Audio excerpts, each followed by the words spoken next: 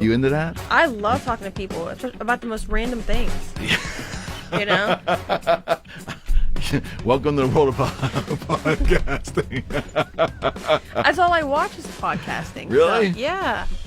Joe All right. Rogan, all that. Let's just go into it. They're going to read your bio. They're going to know who they're listening and watching. So My bio is so boring. Your bio is boring? Why? It's just, I feel like it's so vanilla. It's just like, oh, Anna.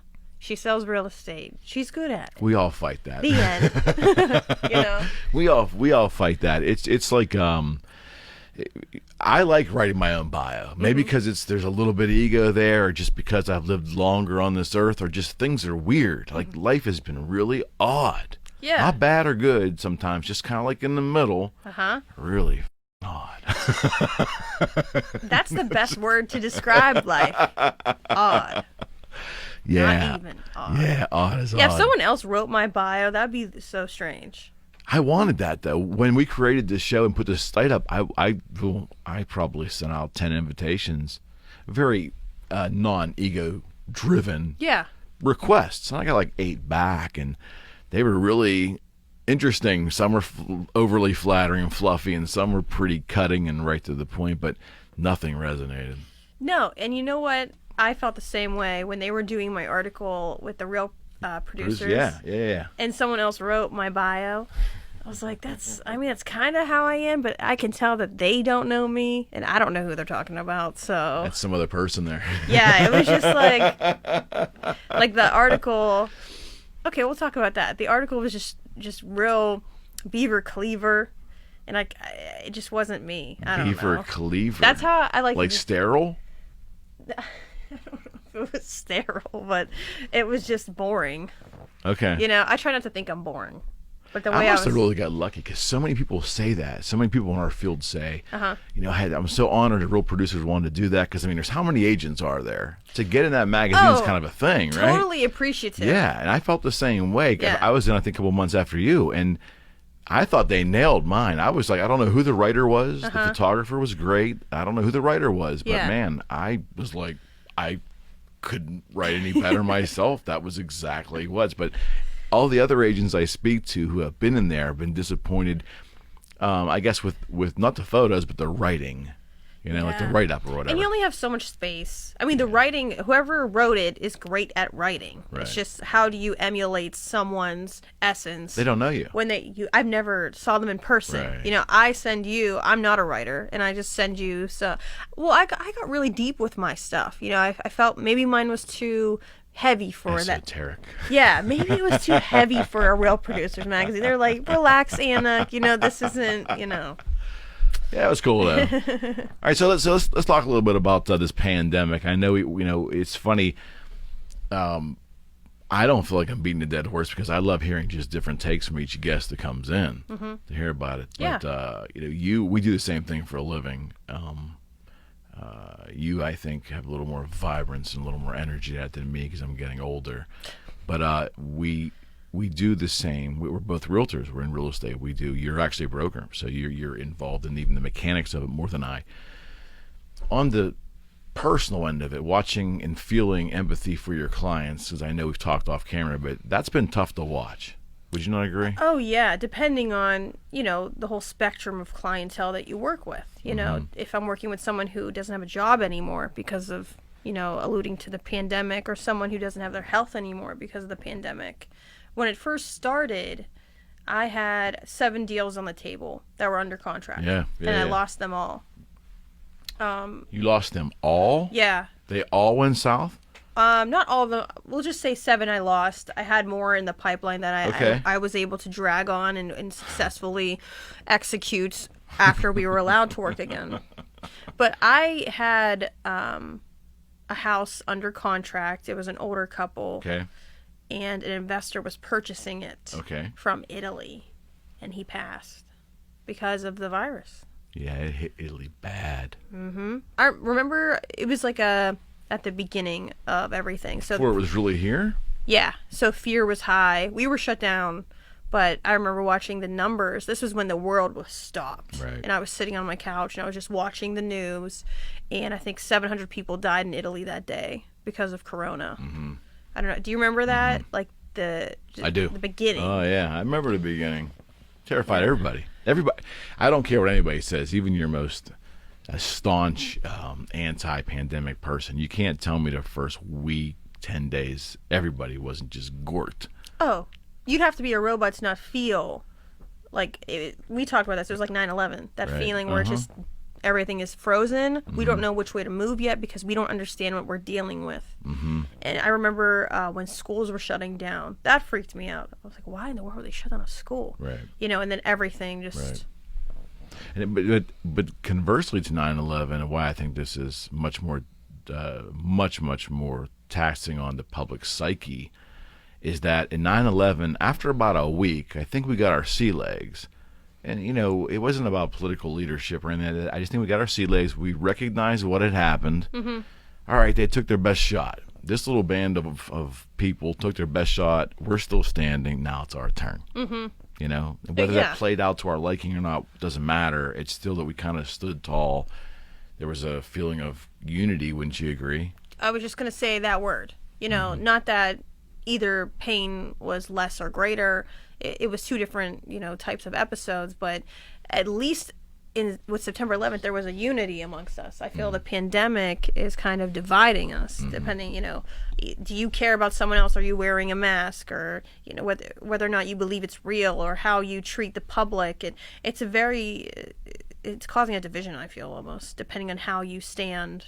We have a caustic society now too, which is playing into that. I think social media has really contributed negatively. Yeah, social media wasn't as big as or there prevalent. Wasn't any. Powerful. I don't even think MySpace was even created in 01. I don't think it was. It didn't come to like 03 or 04. I don't think. I was on the computer. I was AIM. I was chatting. Yeah, I would just chat like pre-text. Like you would just chat to people. Were we like 12 then? 11. Oh my god! And I'd be like, "Oh my god, did you hear what happened? OMG!" OMG! Yeah. Yeah, I was already running my own business at that time, wondering like, for 2 years, why did I do this? Why did I give up corporate America and I go out on my own, and a year later the world collapses for a week? Yeah. And everything came roaring back. Yeah. But yeah, this is a really. Would you agree it's tough because we just don't know from day in to day out? You can't believe shit you hear on television, right? No. Nothing. Everyone has an agenda. Yes. What I post... There's no news. I mean, there's nothing pure. There's nothing real. Everyone's getting paid from which advertiser. So Someone true. wants a political agenda. So you know, there's an election coming up. Yeah. So I don't watch the news. I mean, I can't. I've stopped. It's overwhelming. Even my friends who post things, I know they're good people, and out of the goodness of their heart, they want to bring awareness and all that. But me just reading it and absorbing it, Ingesting it. I can't. It's just I'm gonna go stare outside. You know, I can't deal with that. Well, I don't think a lot of good comes from continually ingesting that stuff. It doesn't. It just doesn't. It affects me. Well, especially number one because we are just not confident of anything of where it's coming from. Everything is editorialized. There's nothing pure news anymore. No, it's a narrative. How do I want to make you think what I'm saying, you know, what I'm delivering to you? So it's already like modified before you read it, and then how you take it is a whole other story. Do you think, so, you know, our age difference, 20 plus years, do you feel that in your lifetime you've been on Earth long enough to see the following? I feel, from my experience, that news has been co-opted by Hollywood or entertainment. News is now entertainment in that they want viewers badly to the point reaction. Yeah, there's no question. Well, I think that's the result, but they want that viewer. And I can remember, and you wouldn't have recollection of this, but like the late 80s, early 90s, tabloid television kind of started, you know, shows like Inside Edition and A Current Affair, and then you had some of the news type shows like NBC and ABC and CBS would run those whatever, the Law and Order, everything was kind of ripped from the headlines. It was supposed to mirror what we were reading on the news. Mm-hmm.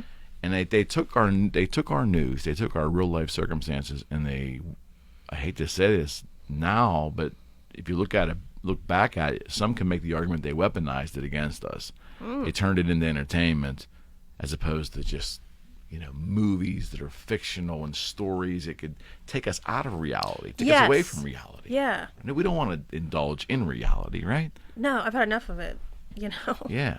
Like, when I watch a movie, I want it to be mindless. I don't want to...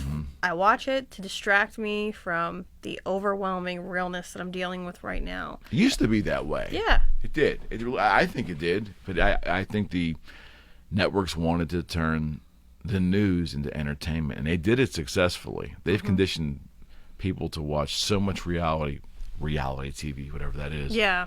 But they've conditioned us to... I mean, CNN, Fox, MSNBC, they make like a titillating kind of like shock and awe thing. I think Fox News goes breaking news, and you hear that noise, boom, like like a casino. Every time they come, right? Every time they come back from a commercial break. Yeah. Breaking news, Trump tied his shoe on the White House lawn. It's like, are you kidding me? Yeah. I mean, I remember one time President Obama's dog got loose. One of the two dogs. They have two dogs. Really? There was a dog that got loose on the lawn, and they were showing in a Secret Service agent like hunting for the dog. It was, and this is breaking news. Are you kidding me? Yeah. Well, and that's my issue with whichever president is sitting.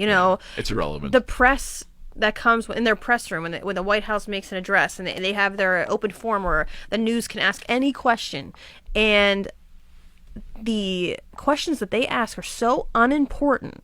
They're trying to create like a got you moment. No question. That's what journalism is today. Yeah.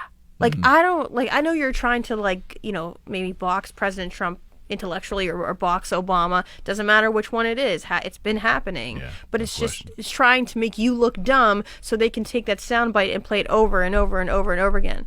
They're literally not helping me, the general public, to gain any more knowledge or find anything out. Their questions are so stupid. And also, I think, too, society has created this celebrity journalist now, so they're all looking to make fame for themselves. Yeah. They want that That's exchange. currency. Absolutely. The bigger the following... Let's talk about that. Yeah, the higher your currency, the higher the value you can get into places, because now you have something to offer people, an audience. Or an audience, influence, or even power. Or that concept of having. To me, it's fake fame. When I see influencers using that currency or striving only for that identity online, that is fake fame to me. Yeah. I don't know if it's fake. Based on achievement. It's different. It's not achievement. Well, it's different. Yeah. I look at it as fake because it's not achieved. It's not traditional, and it's no substance. That's it. That's the word. Yeah. I mean, I guess in reality, it's in today's vernacular, that is fame. But it's not based on anything of substance. It's not based on achievement. If I view real achievement as creating something of value, acting, talent, music, right? Bingo, intellect, the right word. Something that can't be purchased. I can purchase followers, and for all day long, and that to someone else is somewhat of a clout. Like, it holds weight. Like, oh, well, you have this many followers. Like, if I can get on your story, like, I'm gonna get some followers from that. That's how people think. The younger generation, not even younger, but some people think. Right. Some influencers will say, "Hey, I got 25,000 followers. Can I get a free meal at your restaurant? I'll shout you out." That's worth a couple $100. Some people in the millions. I know people who have 10 million followers, and they charge $60,000 for an advertisement or a brand to post their product on their story for 24 hours. Right. That holds weight. What's valuable in today's society now? There is that, and there's a lot of legitimacy to that. In that, that's the new advertising medium, and that's how you quantify. Absolutely. And advertising executives, traditional advertising executives, have been turned on their head because there's no traditional advertising really left. You'll see billboards and there are commercials on TV, but the way they're constructed, how everything has to be like slammed to the brain in like 20 seconds. The message has to get across in 20 seconds. And we're the anti-soundbite on this show because we are enjoying long form, relaxed conversations, but the public is yearning for that. and they're proving it based on the success of this format. Mm-hmm. Yeah, absolutely. So that's I don't know. It's a little deep, but there's got to be more to life than having your senses attacked all the time. Yeah. It's overwhelming. When there's too much stimuli around me, I can only speak for myself. It makes me want to shut down, and I need to just get away from it. Can you recognize when that happens? Can you actually, is there a point where you can handle it and then boom, you're done? Yeah. Not saying that I have a mental breakdown, but I know when to walk away. Like yesterday was a very high stimuli day. Just because I worked, I started probably at 8, but I was with a different person probably every other hour. And that just gets to be too much. And then I'm like, okay, I need to decompress. I'm shutting off my phone. I can't talk about work right now. And then that's just like a minor example. Now I push the limits. And then it takes me like a day or so. It's like I need to just walk away. But that's just how I work. And I can recognize that. Yeah, so that's good though. It's healthy that you're able to get there. 'Cause I think I struggled for a lot of years just working to the point of, I won't say exhaustion because I'm always exhausted. I just feel like I always am. And there's always mental exhaustion and physical exhaustion. And I don't think when I was younger, the two of them really were identifiable to me. I was just tired. But now I can identify the difference between being physically exhausted but still mentally in my game. But when I'm mentally exhausted, I'm out. Yeah. And I don't think it's healthy to even watch television. No. I don't think it's healthy. Music is kind of mindless to a degree, but to listen to a speech or a conversation, even podcasts, at some point just is too much. Yeah, and I don't think there was that much awareness back then. I mean, I wasn't there back then, but I feel like I think there's so much more awareness now to take care of that mental health is actual health now. Oh yeah, we're definitely more aware as a public. Yeah, and it's but okay. But we just go out and abuse the shit out of it though. Yeah, like you're more aware that it's a thing. Like even I grew up in the 90s. Mental health wasn't really a thing until the late 2000s. But you weren't, and grew up in the 90s, you weren't holding a phone all the time. No, it was wonderful. Yeah. No. I remember those days. Yeah. I wanted to. I thought it was so cool. You know, my dad had like a brick phone. I had a pretend cord phone, you know? But I had to connect to the telephone line to get on the internet, you know, in early 2000s.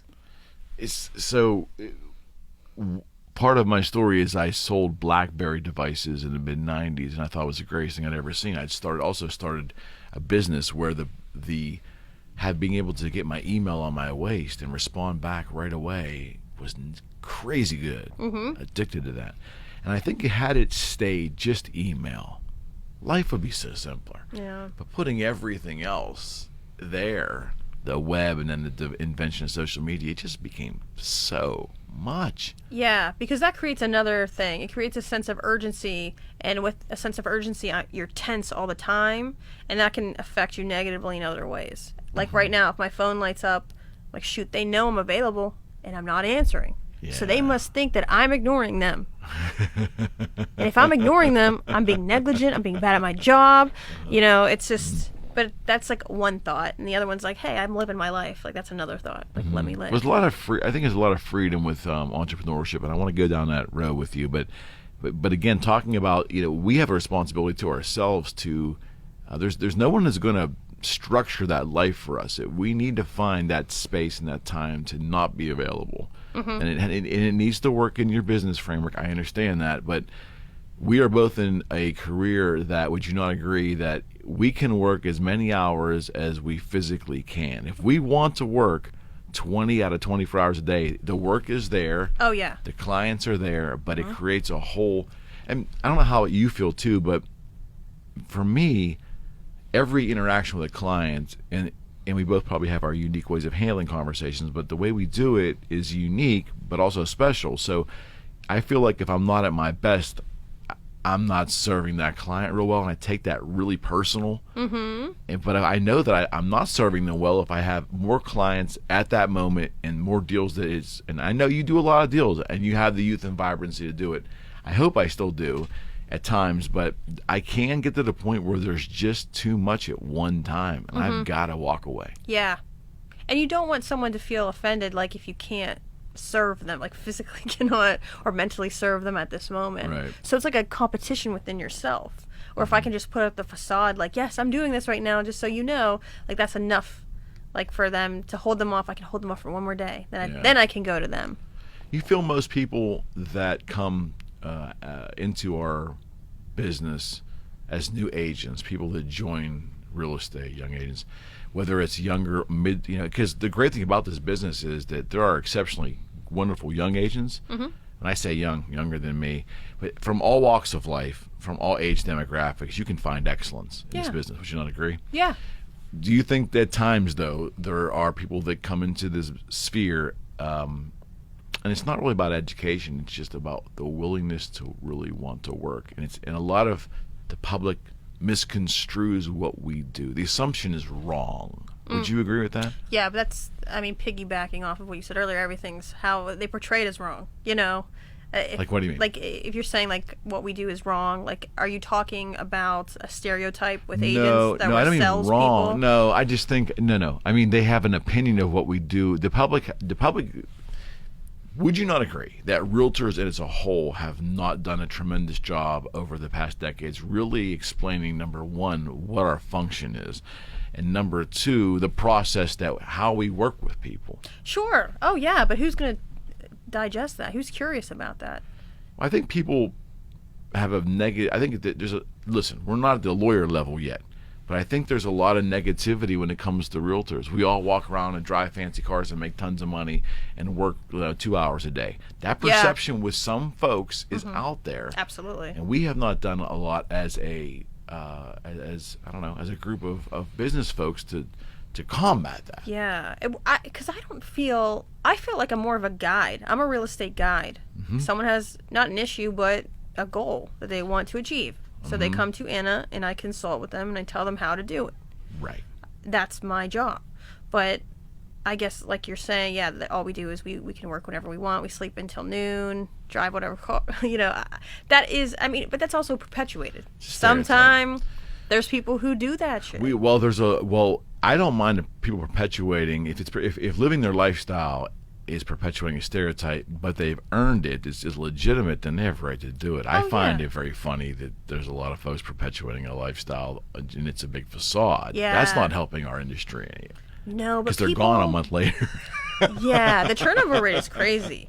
But it's like, if you're in my way, an agent on the other end can make or break a deal as well. Mm-hmm. It can make or ruin someone's end goal. Yeah, because the other agent isn't willing to, I hate to say educated, because education is endless. It doesn't really say, that's irrelevant. It's more of experience and the willingness to come to a solution, I think, is key. Yeah. Some people have egos. They beat their chests. And bingo. Yeah. I think a level of in dealing with another person in business, and in our instance, oftentimes dealing with the other agent, the other side of the transaction, it's not. I've never viewed it as combative, and I was really puzzled when I started many years ago in the business that it seemed to be, why are negotiations combative? Mm-hmm. A lot of agents that have been doing it a long time have, probably went into the internet age kicking and screaming, and they have their own ways. Mm-hmm. But I got a lot of pushback from that demographic of the agents that have been doing it for 20, 30, 40 years. The ones that always tell you they've been doing it for 20. And they make sure they tell you, the first time they're intimidated. Yeah, it's weird. That's a whole nother. And we both agree, because, I started late 13. You were before me, right? 2012. What, really? Yeah. Okay, so you're a year before. So so roughly the same time we've been in the business. But I came in as a 20 years your senior, and which was fine. But I was amazed at how folks, even younger than myself, who have been doing it for 20 years, were real quick to tell me. Quick to tell me how, almost like that was a badge of honor or that meant something. Yeah, and I'm like, okay, and can I schedule the home inspection now? It's so irrelevant. It's so cringy. How are you relating to people when that's how you talk and that's how you explain things? And for some reason in your mind, that's okay to tell people that. You don't need my autobiography so I can schedule a home inspection. Yeah, well, that's the assumption. I think they're really taking it on the chin. It comes down to human insecurity, and yes. And I I never had a problem in this business with it because I kind of expected it, because it was that in the prior lives I saw it too when we was the new kid on the block selling musical instruments, and the people that had been doing it for 30 years were quick to tell me that the internet was a fraud.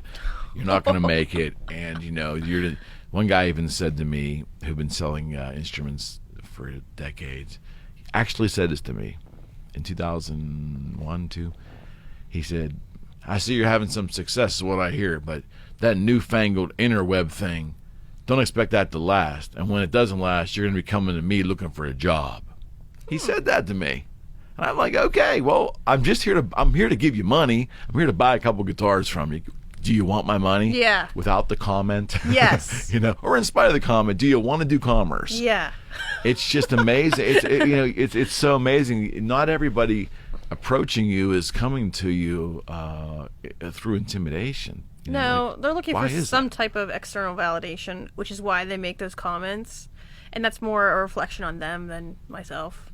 I don't entertain it. I don't go, "Oh, good job." I'm just like, I'm kind of, bitchy back, whether it's a guy or a girl. I'm just like, okay. Yeah, well, I think you can always throw that in there a little bit without being so obvious. Yes, you can. You can always get your point across. There's been agents that I've met here that, it's funny, there's been agents that I was warned about. Warned? When you first get into the business. Uh-huh. People, and probably because I was a little older too, that there was other agents my age that were easier to tell me, to warn me, to warn me, stay away from this one, or this one's going to do this. And everybody that I was warned about that I've run into has been really great. It's the ones I've discovered on my own, and some of the people that actually did the warning that ended up being nightmares. Oh, somebody! I'm this close to calling him out. You know what I'm saying? There's only one person. Only one. You're in good shape. One agent that I can think of right now. Okay. It could be more. That treated me so bad during a time I was in the hospital, and he was just like relentlessly rude. Oh, calling me a novice and really, someone used that word. Oh yeah, he's like, your email signature says associate broker, but you're a novice. Meanwhile, really? I'm hooked up to 2 IVs, and he's from the Pittsburgh area. Yeah. This was before I switched companies, and he wanted to show my listing, and I didn't schedule it because I was in the hospital. Right. And he just lost his mind, that he drove an hour, wasted his time, which I empathize with, and I apologize. He was able to get into one side of a duplex. It was a duplex. And he just lost his mind. I still have the text. You kept it for a second. Oh, I don't forget, because karma comes back around. And I'm not a vengeful person. It does. And you don't have to be, because it always comes back. Always. And it's not, it will unravel because we will meet again. And then I remember a couple months later, I tried to schedule a showing on one of his multi-units, and he wouldn't let me. It was a 48-hour notice. I was 47 hours ahead. Uh-huh. And he said, no, it's 48. Unbelievable. Yeah. Okay, so it's comical to a degree and sad, but the bigger picture is, in the public generally doesn't know this, but if Ann and I do a deal together, she's representing, let's say, the seller, and I'm representing a buyer. My client wants to buy the house. Mm-hmm. Her client wants to sell the house. My client has proffered up an offer that is acceptable to her client. As far as I'm concerned right now, Anna's my best friend, because she does the same work I do, and we've already gotten through the negotiation part without killing each other or calling each other names, which is a terrible way to do business. Yeah. It happens. Yeah. But ultimately, we get there. Now you're my partner in this deal 1,000%, because neither one of us get our client to the promised land if we don't work together. Mm-hmm. Right? Absolutely. Why is that lost on humanity? I do not understand that at all. I don't know if it's like human nature, if it's instinctual that, I'm now competing with you because I'm on I'm on one side, or just maybe it appeals to a flaw in their character. I don't know. If you're trying to work with me, I'm going to try back, Yeah, I had a deal early on where the gentleman was so condescending to the whole process, and I'm unoffendable. I know that's a big statement to make, and let me qualify that, but if you're going to talk about my family or say a lot of vicious things and scream in my face, I'll walk away because it's very unpleasant. But I'm really unoffendable, so I have a mission, and your words aren't going to deter me from that mission, so I'll find a way. That's kind of how I live my life. I'll find a way to get to my goal. Yeah. But there's just some agents that really just every aspect has to be a negotiation or an interrogation. Like they're trying to win something tangible. I don't know what it is. It's condescending. I don't know. Maybe it's their own ego. I don't have a better word for it. But it doesn't work though. I mean, like that. Okay, so you have this ego and you feel you beat your chest. You know, I told her off. 10 minutes later, the way you feed your family, the livelihood of completing a transaction, and most importantly, building a wonderful relationship with your client, that you hope lasts for decades, is gone. You've thrown that out the window because you had to beat your chest at another agent. Yeah. It's insanity. Yeah, and I'm not perfect either. Like, I've definitely raised my voice to an agent who didn't close on time, you know, and I apologized. I'm never too big to. No, yeah. I had a rough day that day. I reacted. That wasn't fair to you, you know. But let's get it done. Yeah. You know, I'm thinking of that. I'm trying to be fair and unbiased, but I've never. Like, I'll say it. I won't sit there and think about a response and call people names and, you know. Yeah, it definitely reflects when you see that there's something deep rooted going inside that person. That's too much. I kind of feel sorry for them. You're angry, like that why would they act that way? But in the end, it's something you can't understand, and it's not even worth trying to figure it out. It's not my business. No, I'm just waiting. Good luck with that. Have to deal with him again, so he knows who he is. And there's only one. You're in good shape. If there's only one that really bothers you that much, you're in good shape. This was 2018. He knows who he is. Maybe he's watching. It's just. I mean, it boggles the mind to me. I don't. It's not a competition, and I think that translates in business in general. Yeah. You know, if because there's always buyers and sellers. That's the essence of capitalism. And when I was in corporate sales, the same thing. We're trying to get the promised land. You know, we'll talk about this for a second. For salespeople, the promised land was also getting your commission check, which was so ass backwards. But that's what's taught in sales. Yeah. Instead of taking the client first. Because client happiness will drive as much money that you can't even count. Yeah. It all comes from being client-centric. So, on that term, when I got in here, I know my license says from the state of Pennsylvania, I'm a real estate salesperson. I am the furthest thing from a salesperson as a realtor. I know you feel the same way. There's nothing for us to sell. We are advocates. We are there to help them, our clients, make the best decisions possible for themselves and make it as painless and show them the proper way to get to the promised land. Yeah. Would you not agree with that? 1,000%. Because I could sell, you know, crap to anybody, but I can't go to sleep feeling like that. You know, I've had to tell people things that might break a sale or have broken a sale, but they stuck with me and bought something else. And they told other people, you know, it's not pushy. Anna has your best interest at hand. You know, she's there to consult, there to guide. I'll walk in and I'll be like, this doesn't feel right to me. But they trust me. Right. And that's why people who I've never met from across the country, out-of-state buyers trust me. Because they know if I'm involved, I'm going to point out something that I think doesn't look right. Yeah, I mean, you have to be able to sleep at night, number one. Yeah, okay. There's nothing about this process that we're doing. I'll make a statement that goes this way. If you are a real estate agent and you find yourself selling anything outside of yourself, outside of your own character and your own representation, if you're selling anything to that client, really selling them, you're in the wrong business. Yeah. That's not what we're really supposed to be doing, in my interpretation. I don't want to do that. You can't sell somebody on a home. No. And if you're trying to do that, you're no better than I hate to say this, but you know, the stereotypical poor used car salesperson.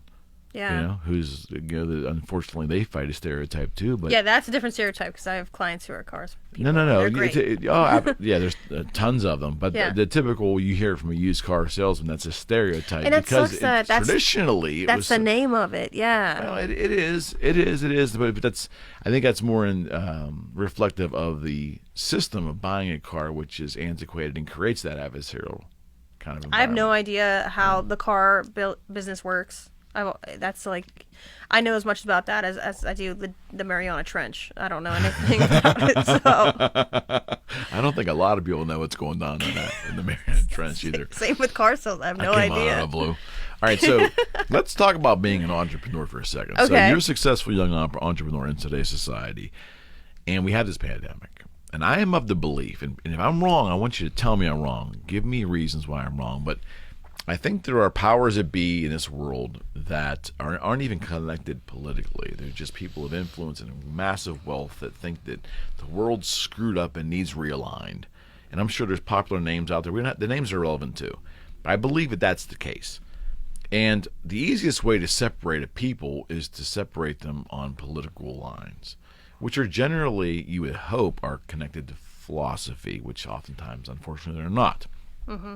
There's other deep-rooted issues, racism being one of them, misogyny being another one. Really, some deep, there's just a real deep-rooted. They really attack those deep-rooted parts of the human psyche, but they try to do it along political lines in terms of what's out in the open.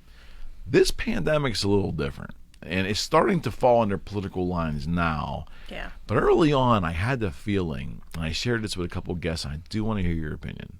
I thought that the line that was falling was between those who are employees of companies and were either still receiving their paycheck or was receiving government money of some kind, and the entrepreneurs whose livelihoods are being destroyed by the policies that are being induced. So you had employees who were home and, they want to be safe and they're a little scared, and they don't see any problem with staying home an extra 2 or 3 weeks or working from home if it's going to make everybody safer.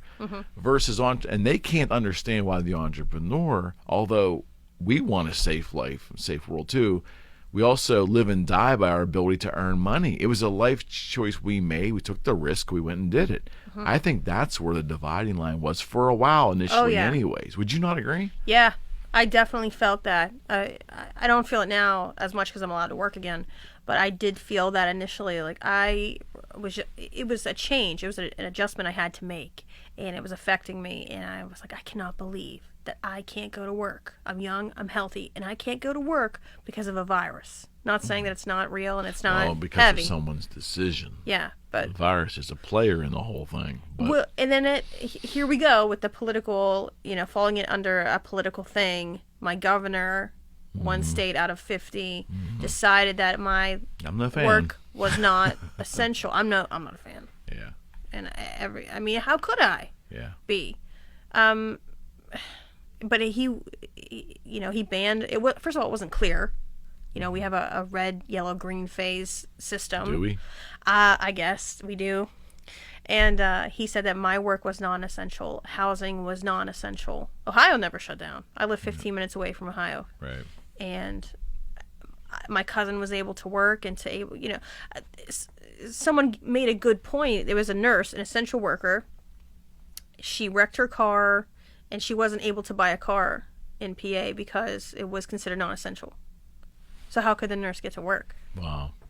And it was the same thing, with people, going through abusive relationships, stuck in a house. Now I can't sell them a house or get them an apartment or get them this or, they needed that money to move on to the next part of their life. It's not all me driving around in a nice car and working 2 hours a day. I wasn't greedy. I was helping, I help people. Right. No question. And why do you think we were not deemed essential in Pennsylvania? I don't know. I mean, I get it. If a seller makes, I think the seller should have been able to make that call. Well, seller's the boss always. Yeah, always, but not taking away that decision. If someone lives in the house, like, hey, I don't feel comfortable you bringing strangers into my home. I don't know what's going on with this virus. Please don't show my house. Okay, let me withdraw it all off the market. But for you to change FHA regulations, for you to, take away my ability to show an empty house where no one lives so I could sell it and still, I don't get a stimulus check. I still have to pay taxes, and I can't do that. Like, why was I non-essential? And I don't think he ever gave an answer. No, I don't think so either. And the reason we asked that pointed question for those who are listening that are not in real estate, it sounds a little specific, but just bear with us. We were one state out of 50. So all 49 states had declared that real estate was essential. Even in New York, where they had serious issues, Los Angeles, they're in states that declared real estate agents being able to work. And even now, we're working under a lot of extraneous regulations and so forth.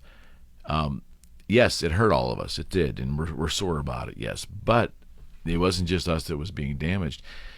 I don't know how you felt about it, but there was a lot of the problem is that there was not a lot of communication. Things were not explained at all. Just decisions were made and just live with it. So, like yourself, when this went down, I had transactions in play. I had closings that were scheduled.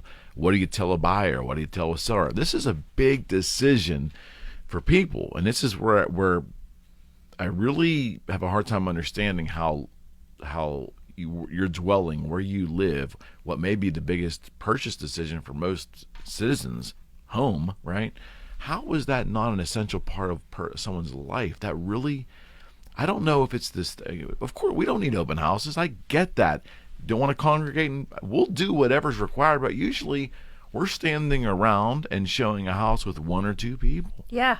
That's it. I can wear a mask. I can sterilize the doorknobs. Don't touch anything. Wear gloves. Whatever required. Easy. Very easy. I was going to Giant Eagle and basically like showing one big house. You know what I mean? I was around people. No one's 6 feet apart. You know, but I'm wearing a mask. Like I'm doing the safety precautions. And what's the difference if I'm with 2 people in a house and I'm in Giant Eagle? What is the difference? Right. And nothing seen in that. And I think what it is why the American people. Again, my opinion, why the American people are getting angry. So much tension. Yeah. That's all I feel. Well, I think they're angry because decisions by our so-called leadership, terrible our elected officials, which are supposed to lead us. That's part of being an elected official. I don't believe you elect people, but I don't expect to be led. Yes, you do. There's an element of leadership that goes with a democratic process. That's why we elect people. Yes. There's a leadership vacuum. They're not the feds aren't talking to the state level on all fronts, and what we're seeing is laws being made or sometimes what we appear to be snap judgments on things without explanation. And without explanation, if you that's almost dictatorial. You can't tell a group of people to do something, but not explain for their own benefit why it's happening. They can disagree, but show them rational reasons why, and then have the debate.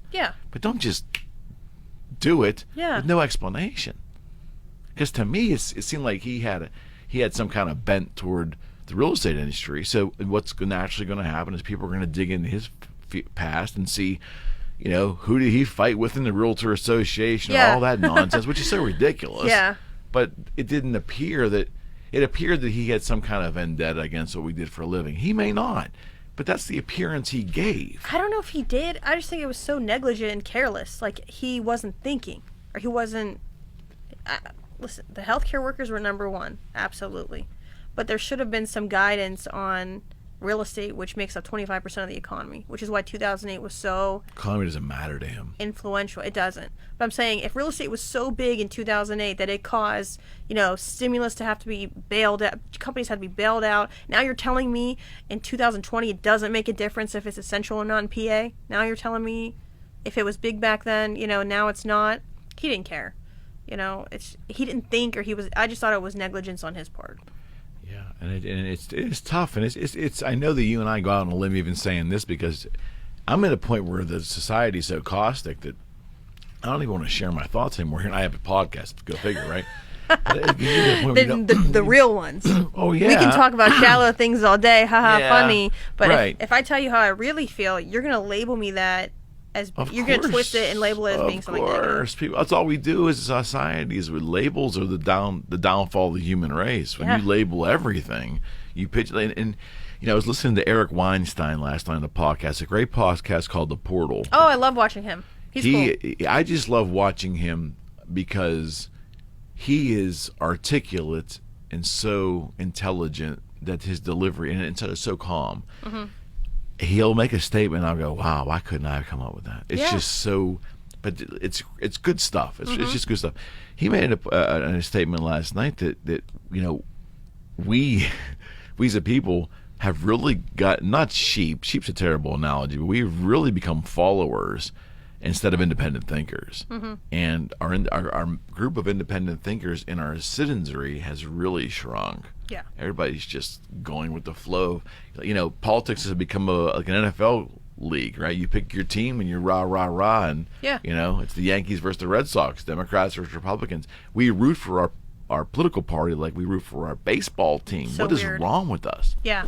I just feel, back to the independent thinker thing, is they label you as causing a conflict because you're not following what someone else is saying. And that's, now you're creating a conflict? Okay, then there's something wrong with you. Mm-hmm. You know, you must be, hate-filled, or you must be this, when really you're just thinking abstractly. We had Rocco Coase on here, and then a couple of weeks later we had Dr. Conti on, and they both echoed the same thing to me, and it hit me like a ball-peen hammer in the forehead. We are now a society of extremes. It's demanded of our sphere. Like, we believe these things to be true, and any variation of that It's wrong. you're on the other side. Mm-hmm. So, the sky's green, the sky's blue, two sides. I don't agree with either one of them, or I just don't care to talk about it. Mm-hmm. If we don't care to talk about it, we're bastardized. If we say no, I think it's a combination of the two, and I'm looking at science. Science is saying, hey, it depends on the kind of time of day. No. You're either in or you're out. Yeah, you either for us or against us. You love Trump. Yep. When I say, well, I can't stand him, and I think the alternative is just as bad, and I just don't like either one of them, then you're either marginalized and you're out of the picture. Oh, you've already lost half the room.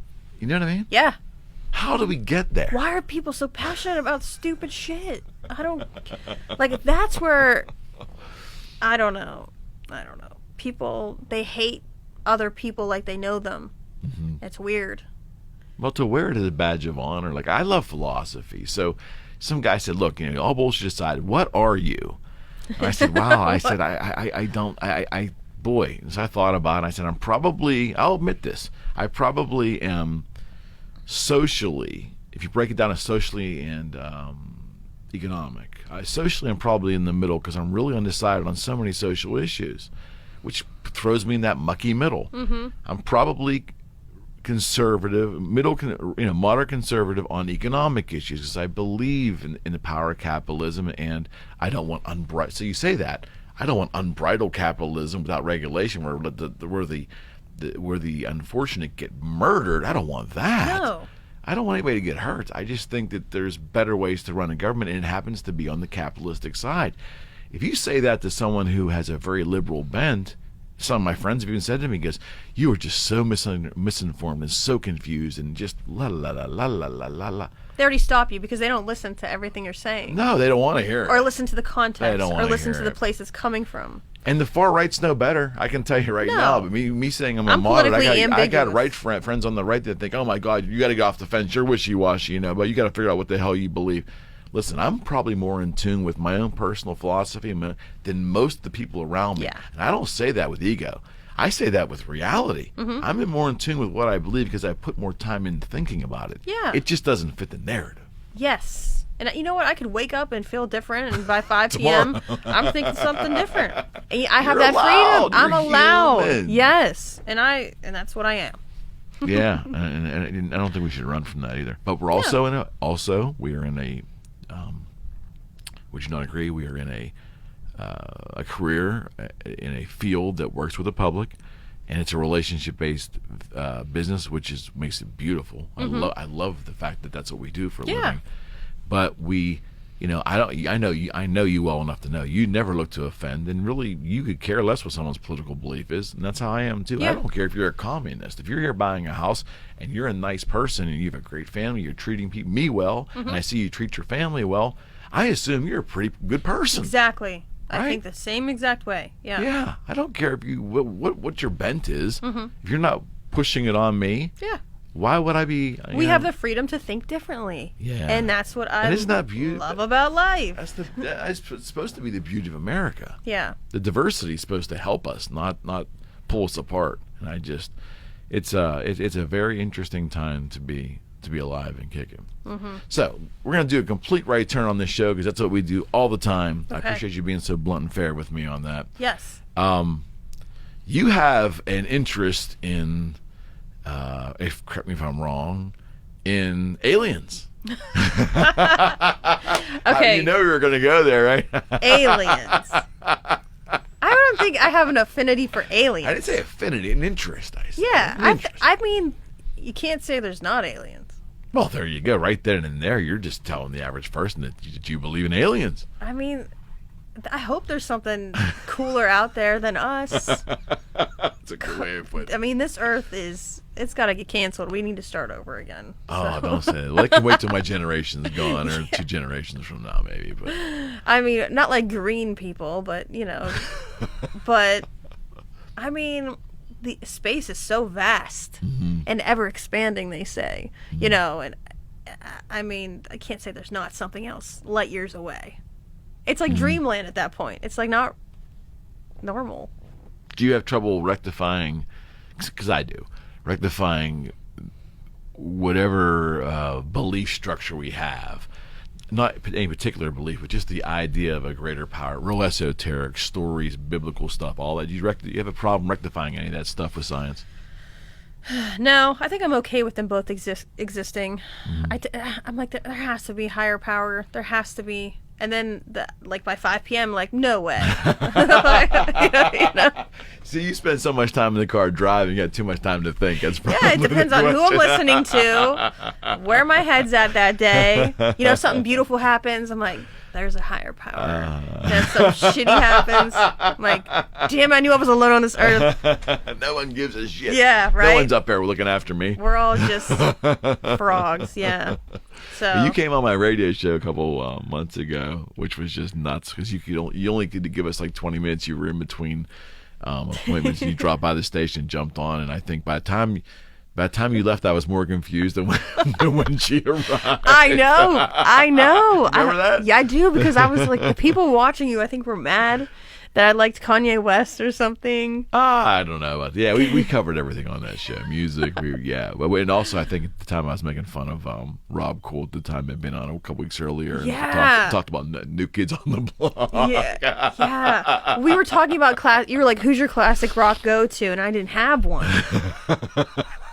And let me fix that. Like, I got into Van Halen since I've been gone. And I was like, Eric would be proud of this. Yeah, but is it old Van Halen or new Van Halen? I think it's old. It was like from the 70s. It's old. Yeah. Like the first record. They could have quit after the first record. It was good because I got into playing the guitar. Yeah. So I was like, listening to stuff. How did that happen? Like, when did you decide to play guitar? I've always had an interest in playing the electric guitar because I love the sound. I love power chords. Oh, right I on. love, Right on. All right. I like punk. I'm more of a punk Right rock. on. Right on. There's a lot of punk references over here. Yeah, they're a little bit older than what I like. Like, what do you like? Like, I'm obsessed with like Green Day, Fall Out Boy. That's like my thing. Oh my God, I made guitars for Fall Out Boy. Did you really? Joe Tremaine, yeah, we made him a guitar that had the Louis Vuitton. We designed a guitar that had the Louis Vuitton print on it, and ended up getting sued and wasn't good. Oh, well, Is he still with the band, that Joe? Yeah, Joe, yeah. He's like the rhythm. He's not lead. Is it Tremaine? I don't know what his last name is. anymore. I'm more like Patrick fan. We used to call him Fall Off the Table Boy because his boys used to like to drink. And it was a little different then, but I can't believe we're still relevant. That was like 15, 20 years ago. Oh, they're so cool. Yeah. I was supposed to go to their tour. I liked them. They were different from what I was doing at the time. Yeah. But it was a different thing. They're different. It's a different thing. The way, like, I think their lyrics are pretty different, and their beats are real, like, I hate to use the word poppy because I feel like that dilutes from their they talent. Have an element of it. Yeah, but it's just so cool. I love it. But so you just woke up one day and said, I'm going to play guitar. I said I'm finally going to pursue it. I've had a guitar. I took lessons when I was 14, and I the sound has always been my thing. Like, I love the noise it makes. The crunch.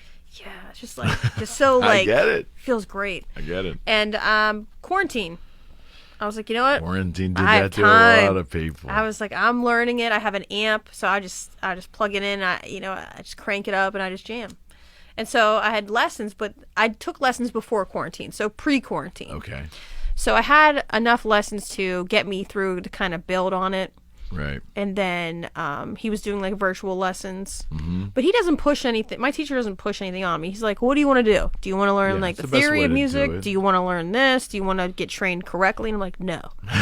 I just want to learn, teach me how to play Metallica, teach me how to play Fall Out Boy, teach me how to play Nirvana. It was Smell Like Teen Spirit was really like, I love that song. Well, it's easy because you don't have to have your guitar in tune. I mean, he's, Kurt Cobain just made it so you could just... Nothing was in Nothing's wrong. Right. Well, that's the spirit of punk, right? Nothing was... Yeah. You can mess it up. You can play it however you want.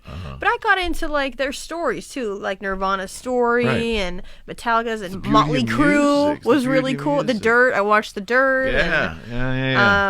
I love that type of music. So you like 80s rock? I've always liked 80s. And 90s. 80s and 90s. And then, of course, the 2000s. So yeah, I don't know what's going on there. I barely know the 90s well, but everything went crazy in 2000. Like, the genres all got mishmashed. Which is good in a way, because nothing's being labeled. Right. But it's hard to determine, I just got lost somewhere. And I became my parents. Like, my parents knew what was cool up in their life, and then once they got to a certain age, they kept listening to that stuff and ignored all the shit I was listening to. Yeah. Well, you get set in your ways. You have a taste. It's like food or wine. Like, I have a taste for music. This is what I like. This is the era I'm in. Right. I don't like Fall Out Boy's last album because there's too much EDM or synthesizer influence, at least that I could recognize. If they had a synth or something like that that you couldn't play on a prior album, I was okay with it. But now it's just like so machine, and I was like... Bands try to evolve and they lose and then they regain their audience again. Yeah. They try the experiment. I think that's the tapestry of music, and that's, you don't want, the only band that never did that, I think, was AC/DC. They always sound the same, everything, and it worked for them. God bless them. But it worked for them. But most bands will go through those periods of experiment, and some fans like it, some fans hate it. Yeah. Most fans hate it. Yeah, I didn't like the last album, but I did go to their Mania tour. I did see them then, and they were supposed to have a tour with Green Day, who got me into that type of music. Right. American Idiot, that album, I know it from front to back. That is what kind of inspired me. That's your generation, too. Yeah. Just the political, the anger. Like, I remember I wrote the lyrics on my planner in high school, and I got suspended. I mean, I'm not going to say what it was, but it was like, kill that don't agree, and it was a word that's very bad right now. Yeah. And I wrote it on my school planner, and they're like, why would you write this hate rhetoric? Yeah. I'm like, it's just a Green Day lyric. Like, I don't know. I support absolutely 100% the concept of Black Lives Matter. Yeah. How can you not, as an American, how can you not? You can't have all lives matter if Black lives don't matter. You can't have it. Yeah. The problem is the protests, which were peaceful protests, and every city where it's been effective as a protest has been extremely powerful but peaceful. I support it. The problem is it gets co-opted by outside groups. I honestly believe this, and then you have then the looting happens, and you have a lot of young and probably people, poor people, just struggling, and they take advantage of that, and the optics looks horrible. It takes away from the message and the protest. Now, we had a protest here in Coriopolis a couple of Saturdays ago, which I came down. I would have loved to go over there. A lot of my friends were across the street at the protest. It was peaceful. There wasn't a problem in the world. However, I had to stay here in the building because what I had seen from all the other protests is there could be an element that could co-opt the protest and then come and attack the building. So I spent time here protecting the building in case, and that was just disappointing to me. I wanted to be a part. It just didn't enable me to do so. That's a shame to me. I think that there's just too many influences at play right now that want to co-opt the message for anything, but especially that message. And it's so powerful and it's so weighted that even us discussing it, there's already two sides. Which is strange. Yeah. I actually experienced it firsthand. I ride my bike all the time on the weekends with my friends downtown Pittsburgh, and this was when it was right after George Floyd was murdered. All the protests started to coming together, and we were riding our bikes, and we're like, "Oh my God, it's a protest day! Let's go ride by it." I've never seen a protest. So obviously, we wanted to support our fellow, citizens and our neighbors and our friends. So we drive, or we ride through, and it was the most beautiful thing I have ever seen. It's democracy at work. There was hundreds of people coming together singing "Amazing Grace" in the street, like who don't know each other. It gave me chills. It was just beautiful and unifying, and I was like, this is how people are supposed to be. We're not supposed to be hateful and mean, and it was such a beautiful moment. And so I put I recorded it on my phone like I do everything, and I posted it to my social media. And I posted it out of love, and I posted it out of support, and it came from a really good place. I wasn't trying to get attention or have a narrative or sway anybody watching a certain way. I was just posting what I saw. And I put my phone back in my bag, and I go on my ride. And by the time I went to my next stop, I pull out my phone, I have notifications, and people are reacting to it. And there's people on one side going, thank you so much for supporting. Thank you. I love that you're there. I just really just uplifting. And then there was other people messaging me saying, are you looting right now? Are you rioting? Be safe. Be careful. And it was just like, why is what I'm posting making people think anything? Mm-hmm. And therein lies the problem. And it just, I knew it was beautiful. Right. Amen to that. Some people thought I was doing a wrong thing, or I was on the opposite side of them. Exactly. And it was just, and then it really pissed me off. Okay, so one more detail about what I saw. I was standing next to a young man who was dressed in all black, and he was covered, and he wasn't really participating, but he did catch my attention, and I was looking. He was to my right, and he was more observing. He wasn't there. He wasn't holding a sign or anything. And he was carrying white 5-gallon buckets. So he was super suspicious. No doubt. And then I get home. This is like 5 hours, not maybe 3 or 4 hours later. I get home. I'm watching CNN. And it says, riots break out in Pittsburgh, property being destroyed, the Lemieux monument defaced. And it was that guy. He was... I believe it. Jordan Bartles. I was standing right next to him. How weird is that? Think about how the power of what one person can do and there might have been other people working with him or maybe not working with him, but one person can really turn something beautiful, organic and beautiful into an optic that just terrifies half the country. We were experiencing the same thing. Jordan was right next to me, listening to those people sing that song. And feeling those feelings, the pain, the love, the comfort, the unity.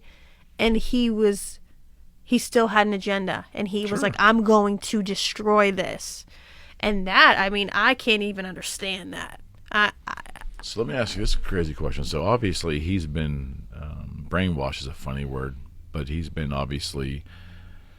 decided, let's not take the personal responsibility out of the equation. He has decided to believe a certain mantra or this section of beliefs that are destructive.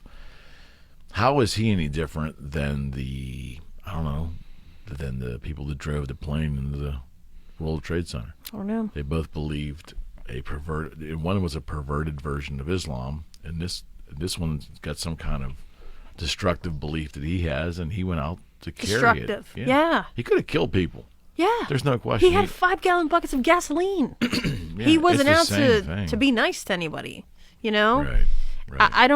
I can't relate to that, so I have no idea where his logic was or his pathology of thinking or arriving to a certain belief, so I have no idea. You think there's really that much more anger in our youth than there was in your generation, in my generation, generations before?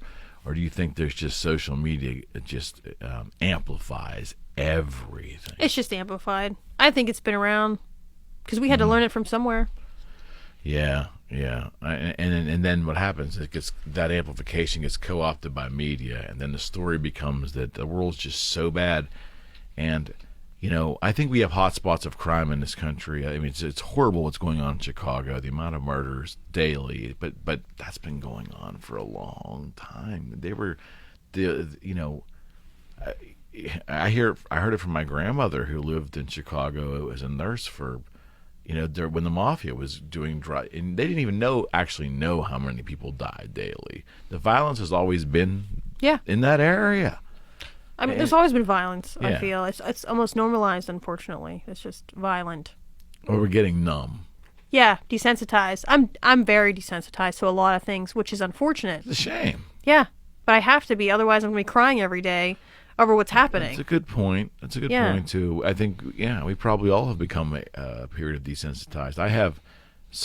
For me, I have 5 kids. I have 3 stepchildren who are pretty much a little older, but I have a 19-year-old and a 17-year-old. And the 17-year-old, I worry about her just going through this pandemic. And every night I take her out to Wendy's, like while the pandemic was going on. She was kind of staying with us and just trying to pick her brain, like what is going on in this 17-year-old girl's brain, because the world is shut down.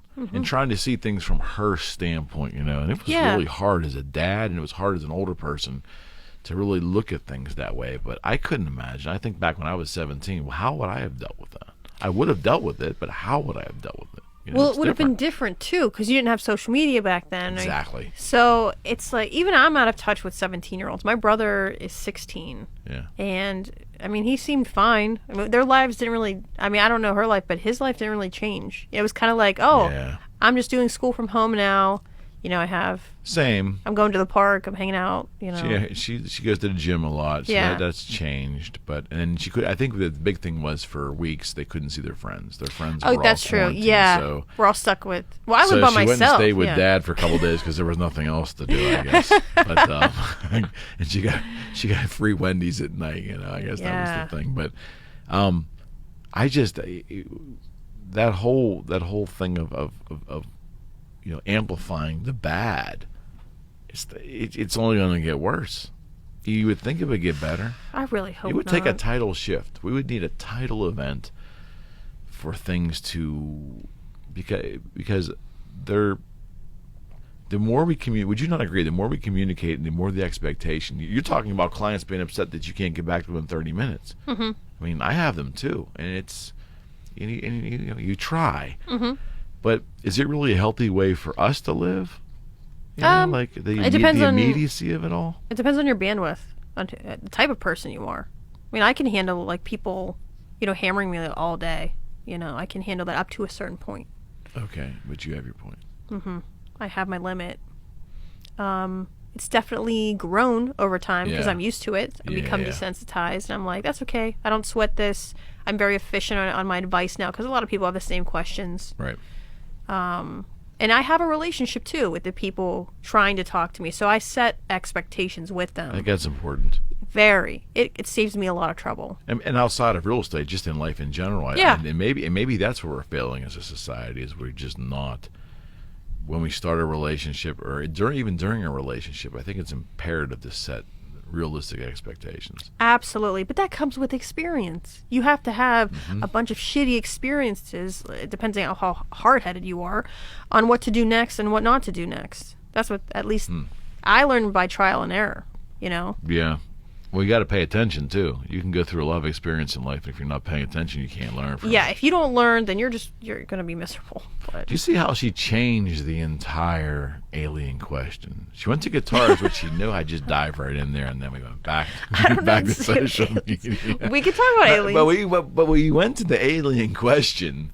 I've had alien experts on here, too. It's part of what we do here. But we went there on the radio show, and you laid down these crazy alien conspiracy theories and then talked about Fall Out Boy and then just left. And I came back from a commercial. I'm like, wait a second, where are we? I'm random. My producer was like, dude, I don't even know what happened in the past 20 minutes. I don't know. That's how my brain is. I go in 9 different directions all day long.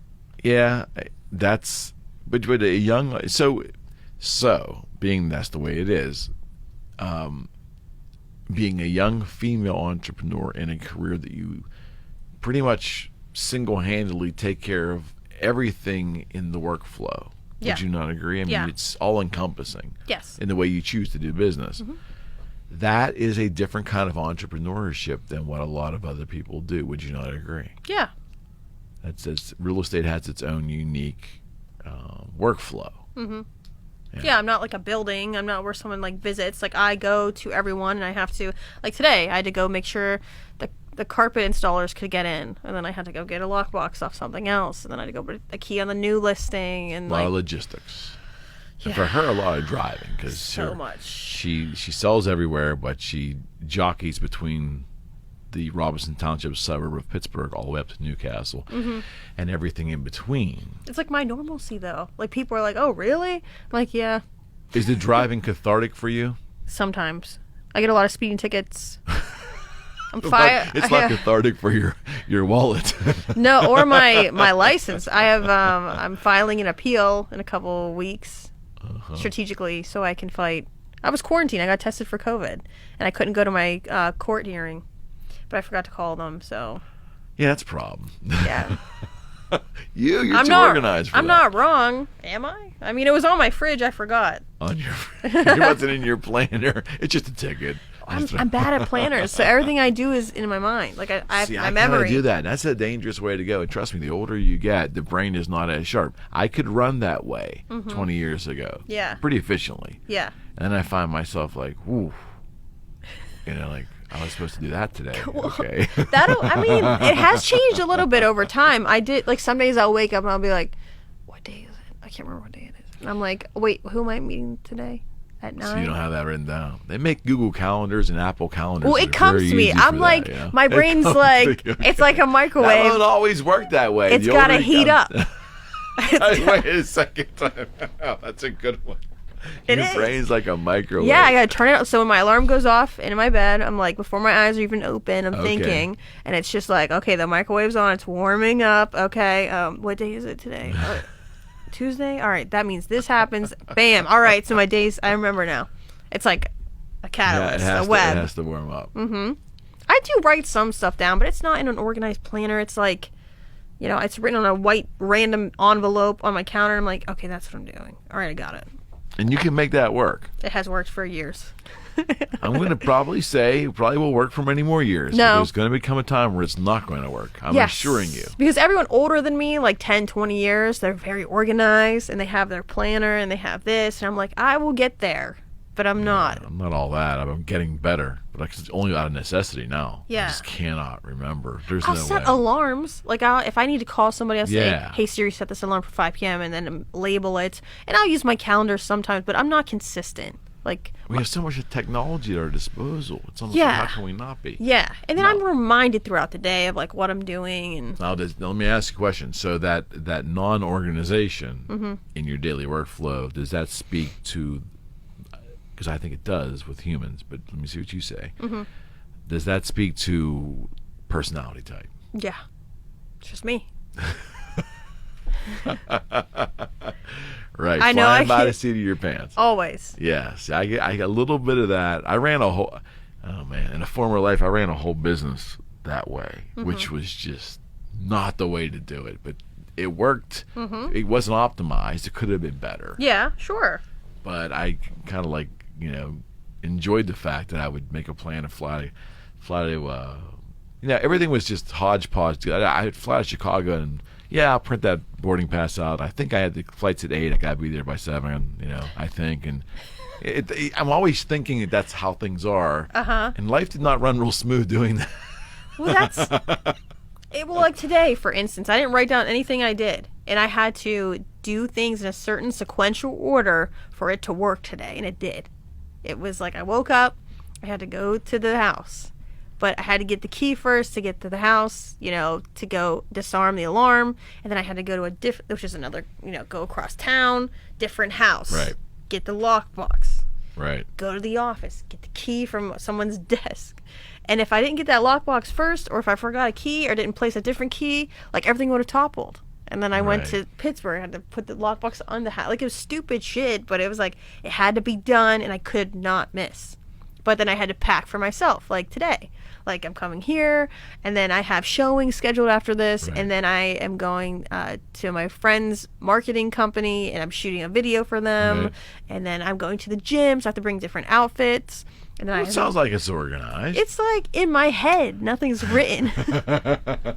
That's a dangerous equation. That's a dangerous equation. So if I skip one thing, if I forget it, it's fine. What's the most embarrassing thing that's happened to you as a realtor?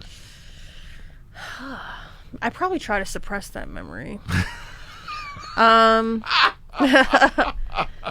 least that's honest. What's kind of embarrassing? If I look stupid, if I forget someone's name, or if I say some weird shit, like if I get too comfortable and my real humor comes out, that could be embarrassing. Or if like a guy will like hit on me, it's kind of like weird. Or if someone tries to set me up with their son or something, I'm like, I'm just here to sell your house, lady. And I'm like, yeah, it's great, you know? Like, that stuff will make me feel uncomfortable. You know, I'll be like, Yeah, or I'll have to get back to you on that. Like, one time I was showing a house and I opened the door and a man was sleeping in his bed. Like, that's weird. That's a little weird. Yeah. It's a little weird. Yeah. So he just forgot, obviously, because he wasn't writing things down. See, as you get older, something like that's going to happen to you. Yeah. Because you're not writing anything down. I wouldn't even care. I'd be like, just go ahead. Did you ever lose a key? Did I ever lose a key? I think so, but I don't know. Have I? I don't know. Wow. See, look how bad my memory is. See? Yeah. Like, I lost first client I ever had, Michael will tell you this. Look, this is the truth. It's embarrassing, but you need to laugh. You deserve a laugh, right? Okay. I started Howard Hannon. The first client I ever got, never bought from me, but I showed them 92 homes. 92. So, like, at 60, you were like, I'm just going to keep going. Well, I didn't have any closings for almost the first, like, 8 months of Mine my was 6 career months. there. Yeah. Then they just came like a windfall, but I had nothing else to do. Mm-hmm. And I just said, well, I got nothing else to do. And they were nice enough people, a young couple. I was still learning what I was doing. 92 homes. Did they buy? No. They moved to Ohio. I couldn't. I talk about the ultimate insult. But at one of the very last homes, it was snowing. And I remember they wanted to see the backyard. And I pulled the key out of the door, walked around the side of the house, and somewhere between the front of the house and the back of the house, I had dropped the key in the snow. Oh. Yeah. So I had that embarrassing call to the listing agent, who then didn't want to handle it and sent me to the owner, and then agreed to have a locksmith come. And I would do anything just to save the humiliation, of course. Yeah. So one of those really awkward moments. And you usually don't get that flustered, but wow, I remember that one sticks. Yeah. That one sticks. I think the embarrassment comes from, like, someone, like, yelling at me. And I feel like when I was... Oh, really? Yeah. So it was at a closing table, and it was like one of my first closings. So you don't know. It's so intricate. You really don't know what's going on. when you're new agent? Yeah. I was just hoping to get to the end of the meeting. Yeah, and I would be so nervous at the closing table, and I'd be like, please don't ask me any questions. Please don't ask me any questions. I think all agents go through that. Yeah, and this one lady was such a prick to me. She's another one, I don't remember. I'm going to look her name up. And she was like the lender. She wasn't even the buyer or seller. I had the seller. He was a flipper. And I forgot to bring the key to the closing table. Okay.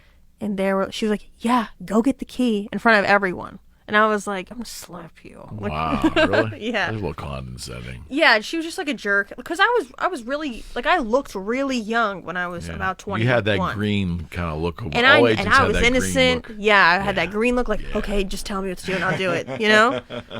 But now, it's like, I don't even get embarrassed really now. I just laugh it off. But that comes with years, you know? Now I'm like, it's funny, whatever. It's amazing, too, like, when you first start, there's so many things that you think are just so, like, cataclysmic. Yeah. You know, and then you realize after a year, like, oh, yeah, okay, I do it every day now. Right? Last year, I had 5 terminations in one day. And I was like, okay. Yeah. You know, I mean, not that it didn't bother me, but I was able to handle it.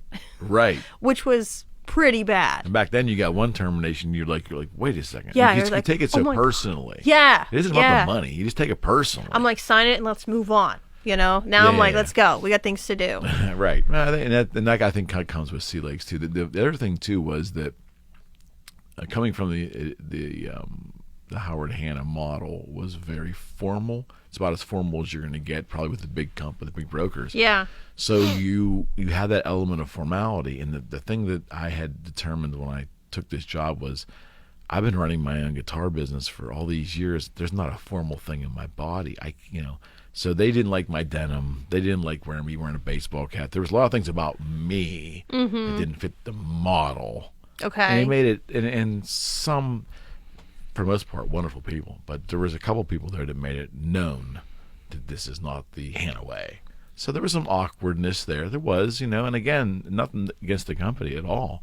It's just I wasn't a good fit for them. Yeah. I just wasn't a good fit. Where I came from too. It was very informal. Like, it was informal. I didn't have any formal training or anything like that, but they were so much older than me. When I first started, I was the first hire on in years. I was the youngest person there by 22 years. Right. I'm 21. I'm unpolished. I'm coming from basically going to frat houses like every weekend. And now I'm thrown into the professional world, Right. So they didn't like that I wore shorts. Right. That was a thing. There's a lot of gossipers there. I was definitely changing.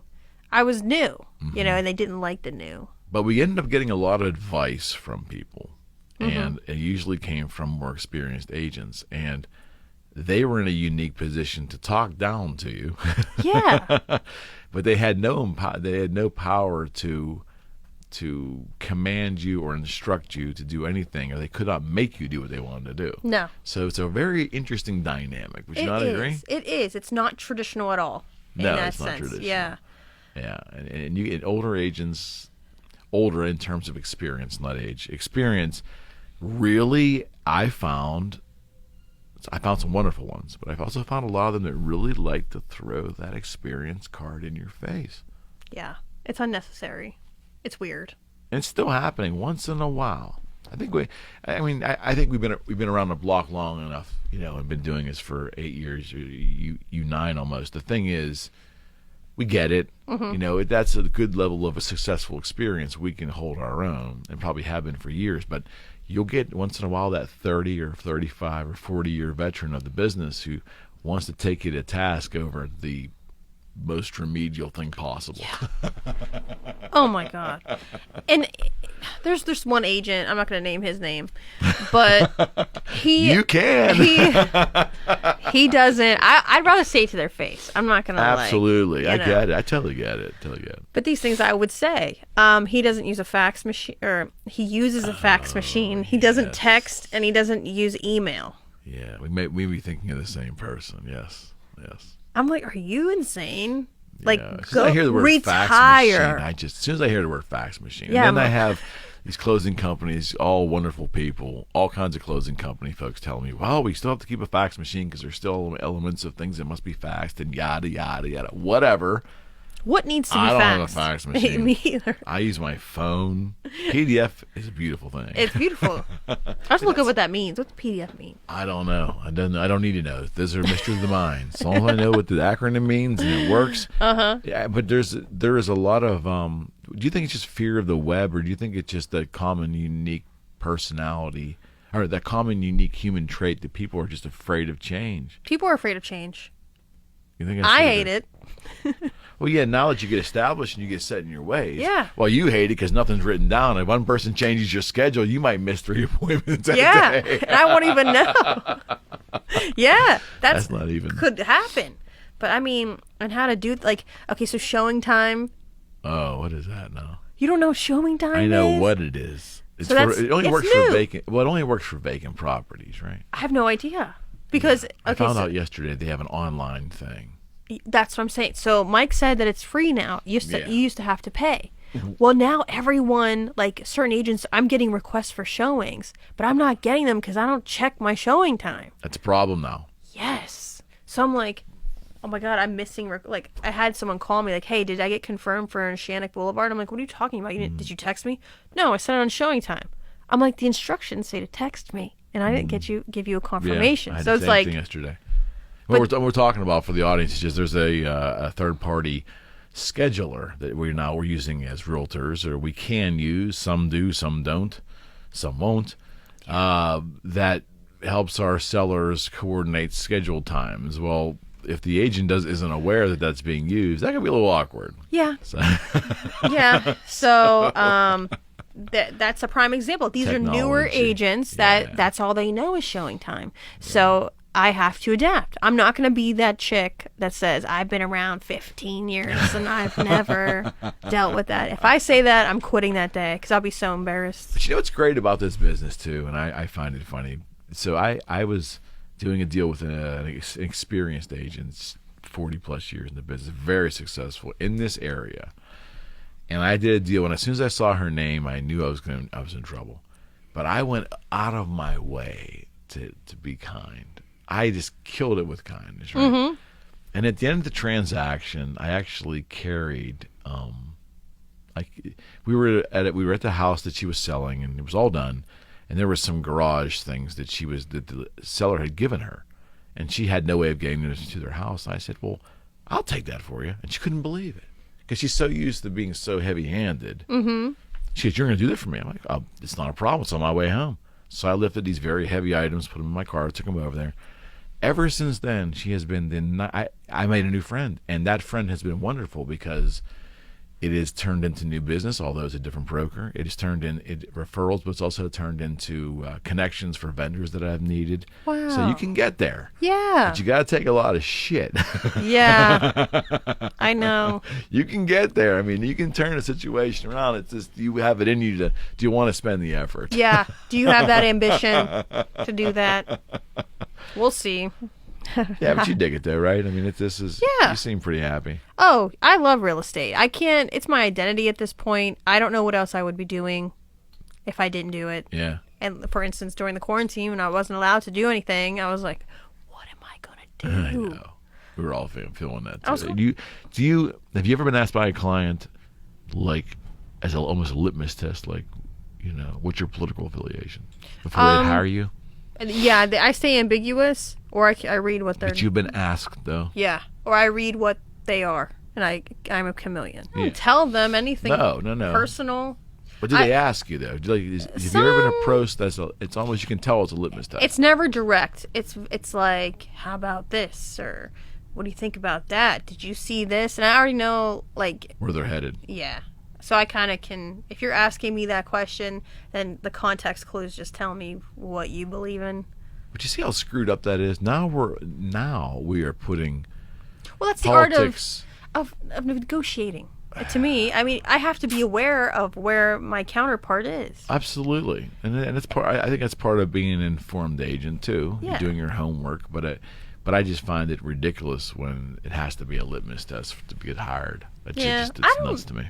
All my clients are really they like me. They're very friendly. Mm-hmm. I become friends with my clients, so no one's really not worked with me because of my opinion on anything. They shouldn't. It should be irrelevant. It's more like a friendly experience. Like, hey, how are you? It has nothing to do with your transaction. No, we're like hanging out at someone else's house. Basically, that's exactly right. Yeah, that's exactly right. And I just wondered if you experienced that because I know it's getting more costly. You know what? I did have a client once who was a racist, and I did stop him, and I said, I don't want to work with you if you're going to say that language around me. Uh-huh. And he respected it, and he didn't talk like that around me.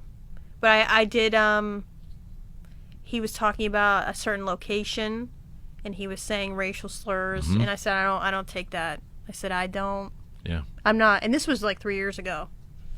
And he was older, and I didn't. And I definitely made it known how I felt. Mm-hmm. And he respected it. He did buy a house through me, but he knew where I stood and didn't speak like that. Because that buyer agency kind of ties you to them too. Well, it's a two-way street. You need to have the ability to fire a client. You Absolutely. need to be able to do that. I did that recently. It was like the only client I've ever I didn't want to move forward with. And I don't know if it's because I'm not starving, so I don't have to take on anyone who's like a shithead to me. But we were standing in a house, and he was already complaining when he called me. He's like, none of these agents want to meet me in Newcastle. I have cash. And I'm like, all right, if you want to see my house, I'll show it to you. So he came with his wife, and we get to the house, and it flooded. Right. And he's like, were you hiding this from me? I said, sir, I'm not going to waste my time to spring on you a flooded basement. Right. So he's like, the pictures make this house look different. I'm like, well, that's advertising, and my photographer's great. Right. And nothing can look identical. It's 3. You can't do it. It's not. Yeah. So he just starts. When you attack my character and my integrity, my reputation's all I have. Right. He just infuriated me. I said, you know what? Now I can see why no one's meeting you. I said, this showing's over and I have to go. Good for you. Yeah. And because you're not going to talk to me that way. I'm not like, there's a certain level of respect required on both ends. And you know what? I don't, you're not going to buy this house. Let's go. Yeah, and you have to be able to do that. Have you ever been, have you ever gone into an appointment that you felt uncomfortable? Oh, yeah. And I asked that because a female is going to face it much more, there's a much more odds that you're going to face it than a male. Yeah, 3 times. It happened 3 times. But then I started vetting people that I don't know who I'm meeting. And people get offended. I said, send me a picture of your ID and send me either a proof of funds letter from your bank or a pre-approval. So I know someone else talked to you. Yeah. It matches your ID. I know who I'm meeting. Absolutely. And it gets rid of a lot of people. A lot of people are like, are you kidding me? And I'm like, no, I don't know you. Yeah. And, I can do that now. But when I was new, I was jumping and, like, running to anyone who called me. Of course. And one time, it was a rental. This is back when I still did rentals in Newcastle. And a guy met me who I didn't even know his last name. He's like, hey, can you show me this house on Moody Avenue? I said, sure. Right. So I go, and I told my broker at the time, I was like, I don't know this guy. I don't feel comfortable. You come with me. She's like, sure. He comes with me. I jump out of his car, and I go to meet this guy at the house. We walk in. I'm like, hi, I'm Anna. How are you? We're in the entryway, and he goes, did you come with that black car? And I said, yeah, why? And he goes, you know what? I'm not interested in this house anymore. He's like, I'm going to go. And I was like, okay. That's weird. But he did make me feel very uncomfortable. Right. Like, why didn't you want to see the house? Because I came with somebody. It was very strange. Yeah, that was very strange. Yeah, that was the first time. The second time, I was showing a guy and his girlfriend. Like, you think when the girl's there, like, you're, like, okay. It's not always true. Sometimes she's the accomplice. Oh, yeah, absolutely. And it was another rental, and he was very close to me the entire time. And it's kind of like, as a girl, you know what it's like when a guy's, like, creeping on you. Absolutely. And I felt weird, and I remember it was like, he's like, is it okay if I have a felony rape charge on my application? Wait. Yeah. He said that to you? Yeah. And I was like, I didn't know what to do. So I was like, what? I'm in someone's house. Like, I don't carry, I don't have any pepper spray on me. I'm like, what do? I hit him with my key? There's a girl here. There's 2 of them. Are they going to kill me in the basement? I don't know. Right. So my adrenaline starts going. I'm immediately uncomfortable. They can probably tell. And I'm like, yeah, I mean, that'll be fine. I'll talk to the landlord. If you're probably fine now, it's okay. And I just, like, wanted to get out of that situation. But I remember him being, like, so creepy. And I could still see him in my mind. And then I got out of that. And then there was a guy. Wow. Yeah, there was a guy who told me that he wanted me to be his agent to list his house in Hermitage, but he was a nudist. And he had to be naked the entire time. You gotta be shitting me. You have to be shitting me. He told me, he's like, I need a special agent because I am a nudist and I do not wear clothes. So did you take the listing? No.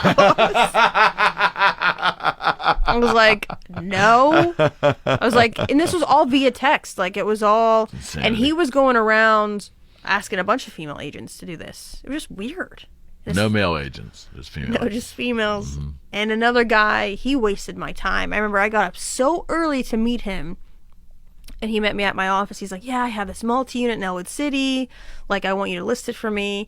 And I was like, oh, great. That's wonderful. He's like, yeah, maybe you can come down and see it sometime. I'm like, perfect. Yeah, let me know when. But no agreement was signed. He leaves, and then he just messages me back and goes, I just wanted to make sure you were as pretty as you were on Facebook. Just in person. And yeah, so that was like the meeting. Yeah, that was like the meeting. I was like, you made me get out of bed for this. Like, and it wasn't even. But people are weird, you know. People say stuff, and but now I can vet them out before it gets to that point. Mm-hmm. So I'm lucky that I don't deal with creepy people because I just shut them off. It's just like. I think agent safety is a big thing, and I think that's not.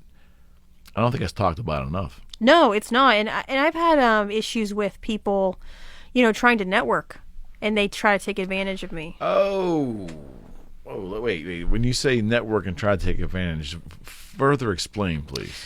I guess not take advantage, but they try to push the envelope. Like, networking is not their pure intention. Like coming down to the Pittsburgh market, I wanted to make a name for myself. So I would go to every event. I'd just try to follow up with people. And some, guys think that it's more than that. So there was this guy who, I call him carrot wavers, when they when they got the carrot. Like, hey, I got all these connections, but you have to date me, type thing. And there was this guy who really pissed me off recently. He bothered me. What he said to me was just so rude. He's like, I handle all this money. He's a wealth advisor in Pittsburgh. And he's like, I handle all this money and my girl needs to liquidate and you're going to get all these acres and development opportunities and just like painting the picture. And I'm like, oh my God, that's great. I work so hard, like answering his calls on Saturday night. Like, I'll go write up an agreement now for you. Like, just jumping at it, like I will do this. And then he started saying, well, are you going to come to Miami with me? Well, are you going to come over and drink wine with me? And like, no, like it's just, people are very strange. Like, it's just, and you have to vet those people out too. Like, you have to be on guard as anyone, like 24/7 with females have it extra hard in this business. They just do. With like new relationships. I said, I'm just trying to build a business relationship with you, and you're making it weird. I said, you're making me feel uncomfortable. Right. And he's like, well, you should have just told me that. I said, it was very clear. He has to be told that's bad behavior. Yeah, I saw the text to that. That was a couple months ago. That was January. Yeah, another problem too that I see, which is not of the sexual nature that drives me nuts, is that people make appointments with me under false pretenses. So it doesn't happen much anymore because I can smell them out. But or people will come to the open house when I used to run open houses, and they'd pretend to be a buyer, and they'd walk through the whole thing. And at the end, they would say, "Well, the real reason I'm here is I work for so-and-so lender company," or the real reason I'm here is I just started my own inspection company and I figured open houses would be a good way. You want to choke them and say, look, you dumb mother effer. All you had to do was tell me this up front. I may probably have dismissed you right away. Yeah. But at least you would have had a fighting shot. Yeah. I will never utter your name ever in my business or in any other agent's business. You're done with me.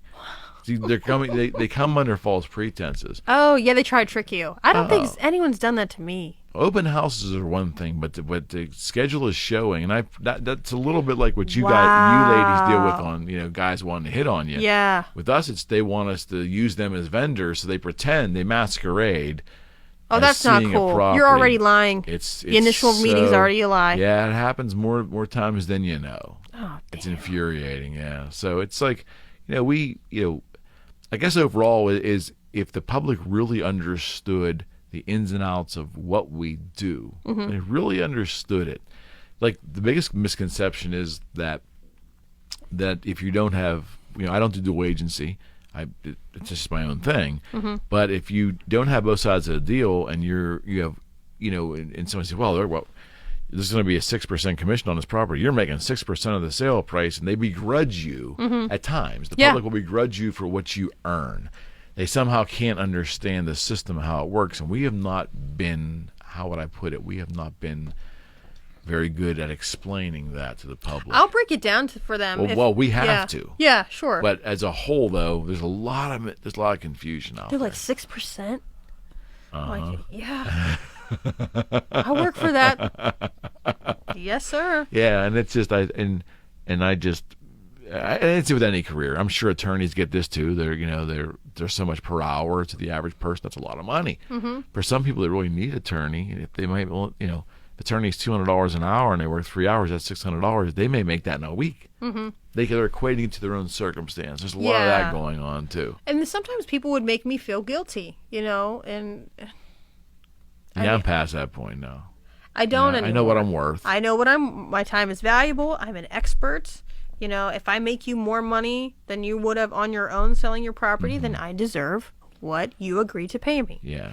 I don't feel that way anymore. When I was younger, I felt a little bit guilty, but no, I work a lot. Yeah. I think you have to. And there's no successful agent out there. Would you agree that or anyone in this business period, even any of our surrounding vendors, our sphere, No one that's having success is getting it without putting the hours in. No. You have to. You have to do the work. It's like any other field. You have to work, and success is directly correlated to effort. And if it's not, please tell me how to do that. I agree with the same mentality. Success is directly correlated to how hard you work.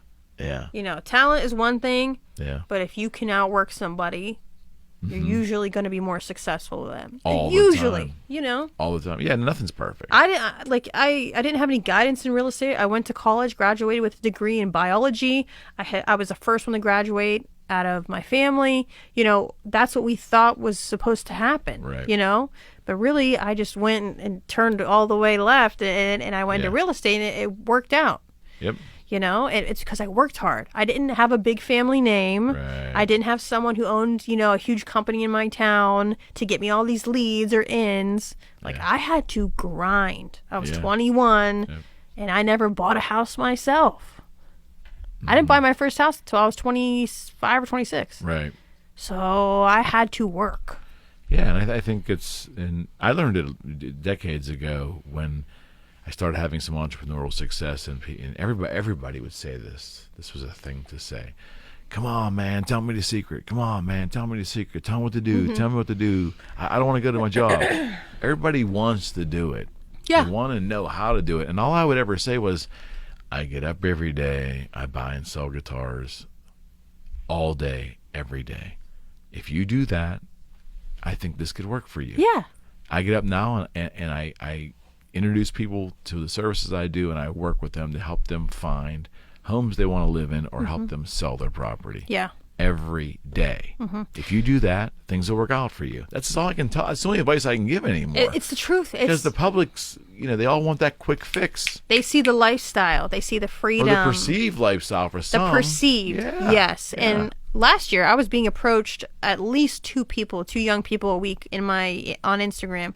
Hey, can you teach me about real estate? Can you teach me about real estate? And at first, I was very noble. I was like, yes, I will. You know, come on, let me take time out of my. Yes, I will. Yeah, let me take time out of my crazy ass life and foster you. You know, and then they don't. They're like, wow, it's not that glamorous.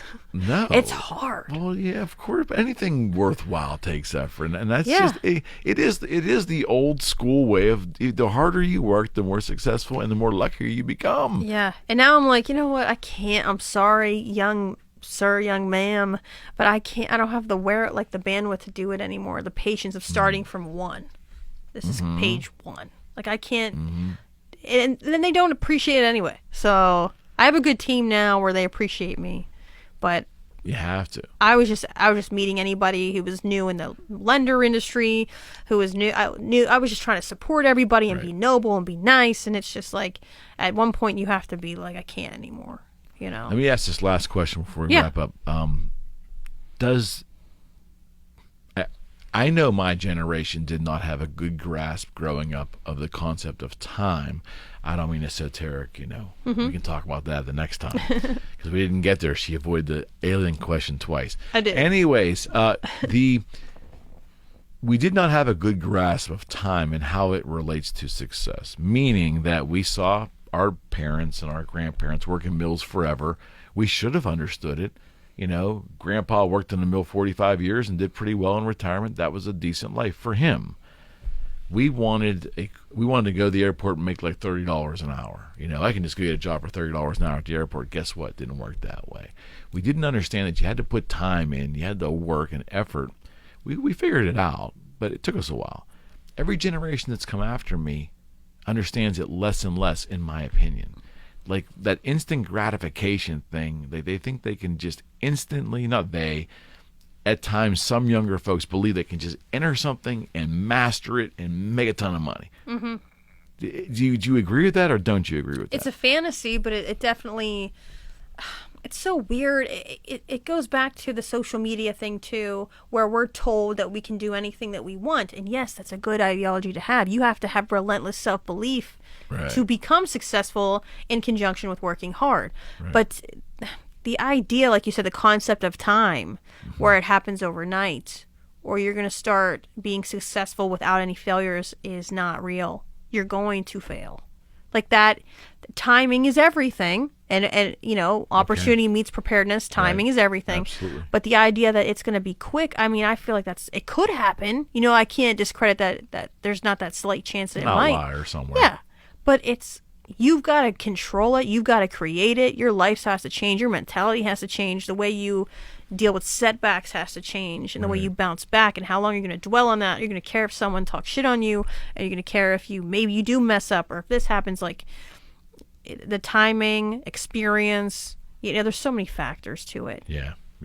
I would agree. And I think that we're just we really are in love with fame and money. Of course. Not success. We're in love with money, because success comes a whole nother internal reward that I think is driven by hard work. But money, that lust of money and that lust of the show, I think oftentimes resonates faster and quicker with young folks. And it's young men really like that. A lot of younger guys that I hear talk, it's very like so much their focal point. It's the trinkets. Yeah, it's like the culture almost. It's like that's what they pursue. It's just, you know, I mean, I guess you guys have like it. Cars, clothing, jewelry. Yeah, women or objects. Like who's around them. More money they have, the better looking women they're going to have around. Things like that. Like that's what I see. So that's a gauge then of success then in their mind, in their inexperience.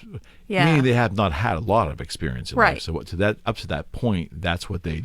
But that's my perceived notion. I'm not a young man, you know.